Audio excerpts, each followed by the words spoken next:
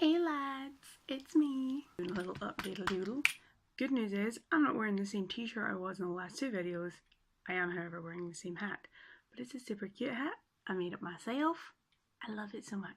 It's also Friday the 13th, so be prepared for some spooky shit today. Okay, so in my last video I got real. I never get real. But my big thing that I kind of actually want to talk about today is also kind of something serious, but I promise I will get whimsical towards the end of the video because, let's be honest, I lost the ability to feel things and my whimsicalness is pretty much all I have going for me at the moment. I recently learned that someone who I used to be extremely close to suffered a bereavement in their family, like they lost someone in their family. And I used to be very close with this person. I also used to be really close with their family, and I still have so much love and respect for their family. Like, I really, really do. A lot of my friends have probably clocked who I am talking about, and they are probably not going to be happy to find out that I interacted with this person, in which case, to all my friends, I'm really, really sorry.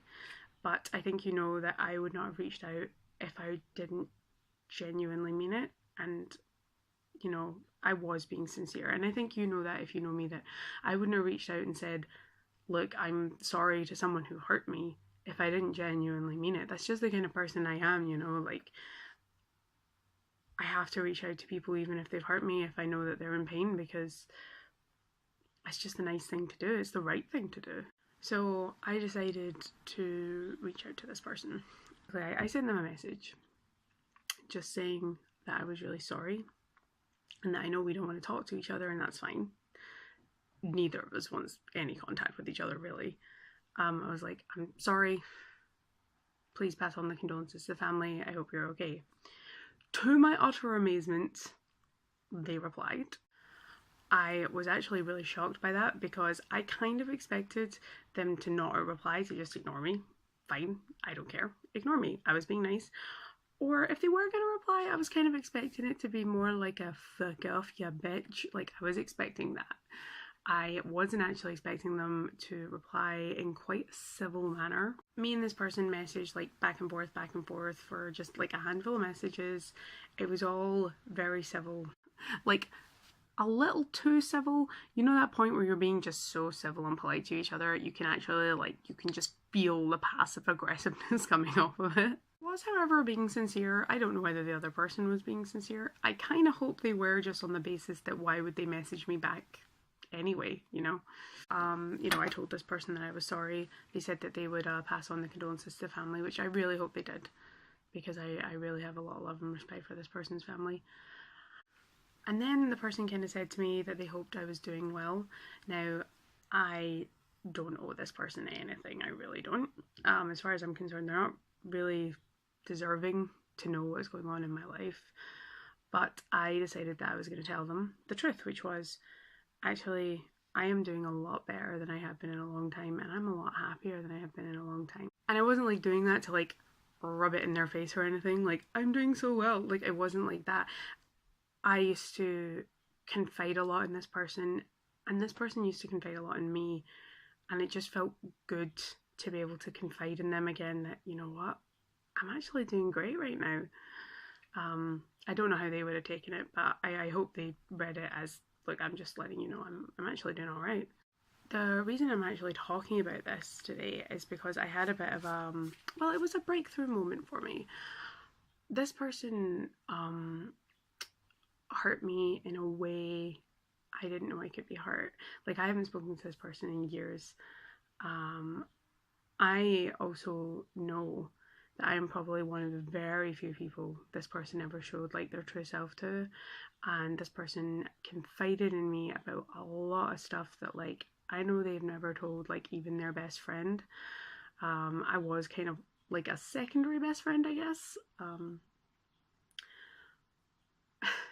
I miss, the fact that we were able to confide in each other. And I also kind of feel bad because I just know that that person probably doesn't have anyone right now that they can confide in and can talk to about things, and that's sad because you should always be able to have that. But this person hurt me in a way I did not know I could be hurt. Like,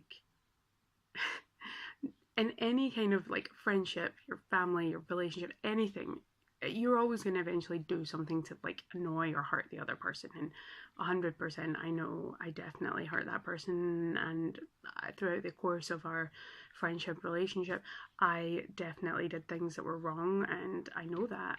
But when you kind of want to weigh it up, they 100% like did way worse stuff to me than I ever did to them, you know.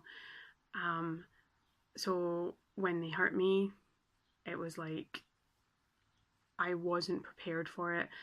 I didn't know I was capable of feeling the amount of pain this person caused me. Like, it ruined me. I went on a very weird path after that. I've made a lot of very questionable decisions. So this was kind of a breakthrough for me. It's part of what makes us human is, you know, being able to put aside differences for just 5 seconds to say to somebody, I'm really sorry for your loss. The truth is, when it comes to this person, when I'm talking about the pain, I think a lot of people thought there was hatred there. The truth is, there was no hatred, even though it probably seemed that way. I did not hate that person, and oddly to this day I still don't, despite the fact that what they did to me was pretty horrible. What it was though, it was anger. There was a lot of anger, a lot of pain, a lot of sorrow, and I spent like the longest time, you know, trying to work out like, yeah, I did bad stuff, but Jesus, what did I do that was so wrong to you that you felt the need to hurt me that way?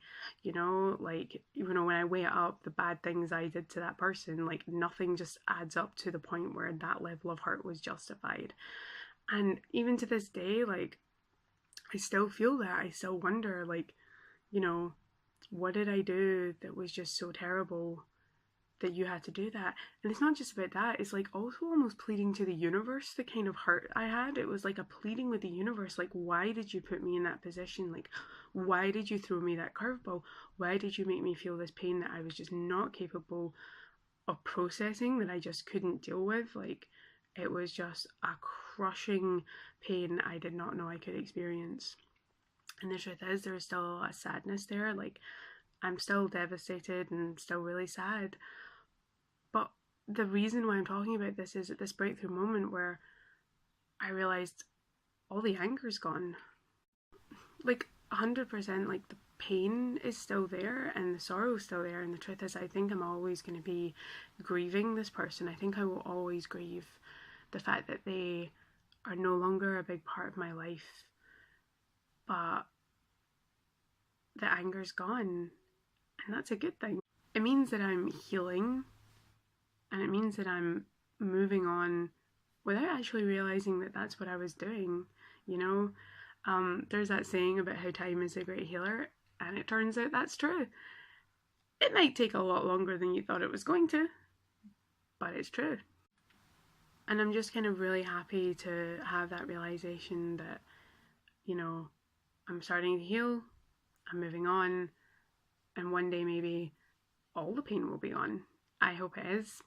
But if it's still there, like, at least it means that I've moved on to the point where even if there is still pain, I'm not going to be like clinging to it. It's just going to be more like a lingering.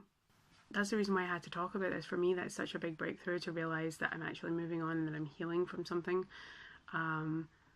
It's good to know that slowly, bit by bit, you're letting go of the past, and you're going to eventually get to a point where even if there's still pain, it's not going to like plague you every day. In other news, because, you know, I got serious, so let's get some whimsicalness on the go, lads.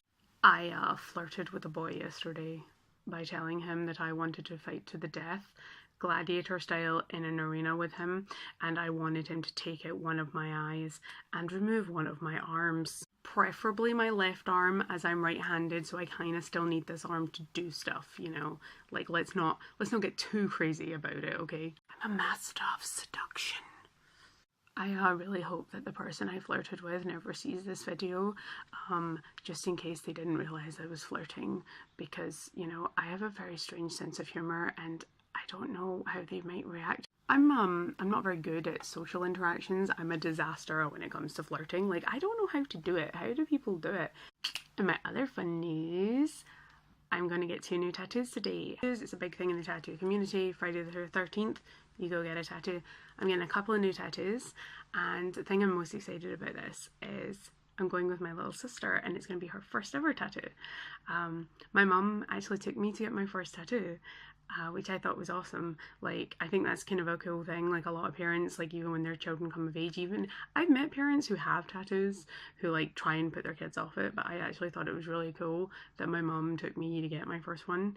And I think it's cool that I'm taking my sister to get her first one. And I think it's like just a nice little kind of like circle. Do you know what I mean? I just had the realization that if I'm taking my sister to get her first tattoo, there's a good chance that she's going to have to take my kids to get their first tattoos. And she will no doubt convince them to get some kind of Final Fantasy 15 tattoo. I can already see it. Not that I have an objection with Final Fantasy 15, it's a ballin' game. It's just that my sister is like a little bit too obsessed with it. So there you go, that's my update for the week. I had a breakthrough, I'm getting 2 new tattoos. I flirted with a boy and it was a disaster. I don't know how that's going to pan out. I'll probably try and do another video soon to kind of just show off my new tattoos. I'll actually see if my sister will be willing to come on the camera and show off her tattoo. And we can, you know, get a little tattoo thing going back. Get Bethany's feedback on what it was like to have a tattoo. And also update everyone on my disastrous flirting love life. Because I am a disaster of a human being. Ultimate disaster in life is me. Happy Friday the 13th. So be prepared to get spooky with me.